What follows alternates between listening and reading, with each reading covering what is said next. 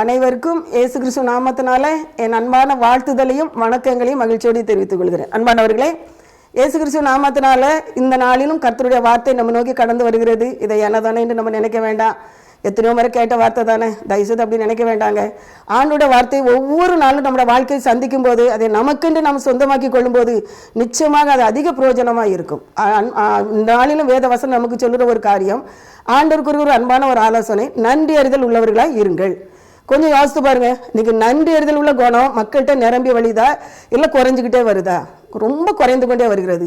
அது உறவாக இருந்தாலும், உடன்பிறப்பாக இருந்தாலும், சமுதாயமாக இருந்தாலும், எந்த காரியமாக இருந்தாலும் 10 நேரம் உதவி செஞ்சுருப்போங்க, 11வது முறை நமக்கு உதவி செய்ய முடியக்கூடிய சூழ்நிலை இருக்காது. ஒருவேளை அந்த நிலையில் முடியாதுன்னு சொல்லுவோம், அங்கே ஒரு கசப்பு வரும், அங்கே ஒரு அங்கே ஒரு வைராக்கியம் வந்துருங்க.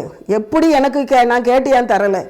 இப்படிதான் இன்னைக்கு குடும்பத்துக்குள்ள ஏகப்பட்ட பிரச்சனை, உறவுகளிடத்துல நிறைய பிரச்சனை, ஒரு சமுதாயத்தில் அரசியல் வட்டாரத்தில் எல்லாருமே பிரச்சனை. ஆனால் ஆண்டவர் சொல்லுகிற இந்த நன்றி உள்ளவர்களாக இருங்கள், இந்த வார்த்தைக்கு நீங்களும் நானும் கீழ்ப்படியும் போது நிச்சயமா பிரச்சனைக்கு வழியே இல்லைங்க, வழியே இல்லை. ஏதோ ஒரு சூழ்நிலை அவங்களுக்கு உதவி செய்ய முடியல அப்படின்னு நம்ம நினைக்கலாம்.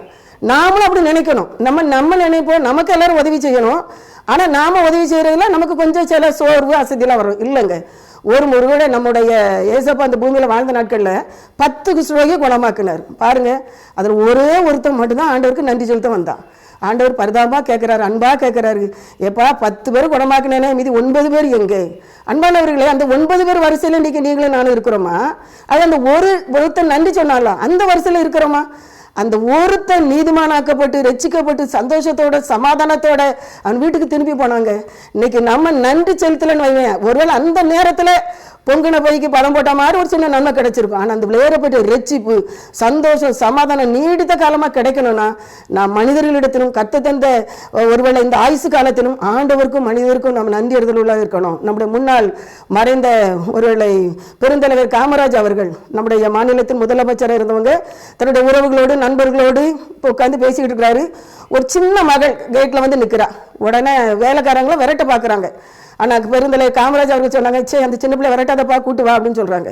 அந்த சின்ன மகன் வந்து சொல்கிறா, ஐயா எனக்கு அப்பா இல்லை, அம்மா வந்து அப்பள கம்பெனிக்கு போகிறாங்க, எங்கள் அண்ணன் டைப்ரைட்டிங் படிக்கிறான், ஃபீஸ் கட்டதுக்கு காசு இல்லையா, நீங்கள் கொஞ்சம் உதவி செஞ்சால் நல்லாயிருக்கும். காமராஜர் அதுக்கு தகுந்த தொகை கொடுத்து அனுப்புகிறாரு.